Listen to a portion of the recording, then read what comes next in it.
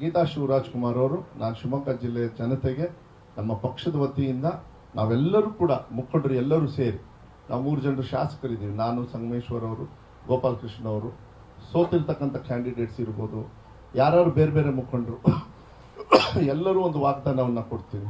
ಗೀತಾ ಶಿವರಾಜ್ಕುಮಾರ್ ಅವರು ಶಿವಮೊಗ್ಗ ಈ ಭಾಗದ ಸಮಸ್ಯೆಯ ಜನಪ್ರತಿನಿಧಿಯಾಗಿ, ಧ್ವನಿಯಾಗಿ, ಪ್ರಾಮಾಣಿಕವಾಗಿ ಕೆಲಸವನ್ನು ಮುಂದಿನ ದಿನಗಳಲ್ಲಿ ಮಾಡ್ತಾರೆ ಅಂತ ಹೇಳಿ ವಿಶ್ವಾಸವನ್ನು ನಾವೆಲ್ಲರೂ ಕೊಡ್ತೀವಿ. ನನ್ನ ಅಕ್ಕ ಅಂತಕ್ಕಂಥದ್ದು ಪ್ರಶ್ನೆ ಅಲ್ಲ ಅದು.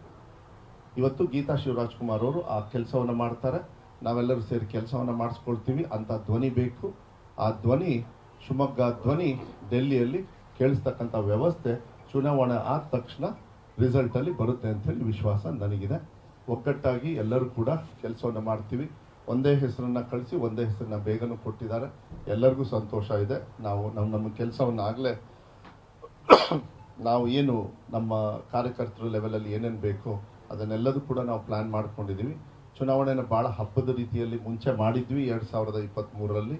ಅದೇ ರೀತಿ ಈ ಚುನಾವಣೆನೂ ಕೂಡ ಹಬ್ಬದ ರೀತಿಯಲ್ಲಿ ನಾವೆಲ್ಲರೂ ನಾವೇ ಅಭ್ಯರ್ಥಿ. ಇವತ್ತು ಗೀತಾ ಶಿವರಾಜ್ಕುಮಾರ್ ಅವರೊಬ್ಬರಲ್ಲ ಅಭ್ಯರ್ಥಿ, ಎಲ್ಲ ಕಾರ್ಯಕರ್ತರು, ಎಲ್ಲ ಮುಖಂಡರು ಕೂಡ ಎಲ್ಲರೂ ಕೂಡ ಅಭ್ಯರ್ಥಿಯಾಗಿ ನಾವು ಗೀತಾ ಶಿವರಾಜ್ಕುಮಾರ್ ಅವ್ರನ್ನ ಗೆಲ್ಸ್ಕೊಂಡ್ಬಿಡ್ತಕ್ಕಂಥ ಜವಾಬ್ದಾರಿಯನ್ನು ಏನು ನಾವು ಸುಮಾರು 13-14 ವರ್ಷ ಕಳ್ಕೊಂಡಿದ್ದೀವಿ, ಸಂಸದರನ್ನ ಕಳ್ಕೊಂಡಿದ್ದೀವಿ, ಅದನ್ನು ಮತ್ತೆ ಕಾಂಗ್ರೆಸ್ ಮಾಡಲಿಕ್ಕೆ ಹಾಕ್ತಕ್ಕಂಥ ಜವಾಬ್ದಾರಿಯನ್ನು ಕಾಂಗ್ರೆಸ್ ಪಕ್ಷದ ಎಲ್ಲ ಮುಖಂಡರು ಕೂಡ ಹಠಾಚಲದಿಂದ ನಾವು ಮಾಡ್ತೀವಿ ಅಂಥೇಳಿ ವಿಶ್ವಾಸ ಇದೆ.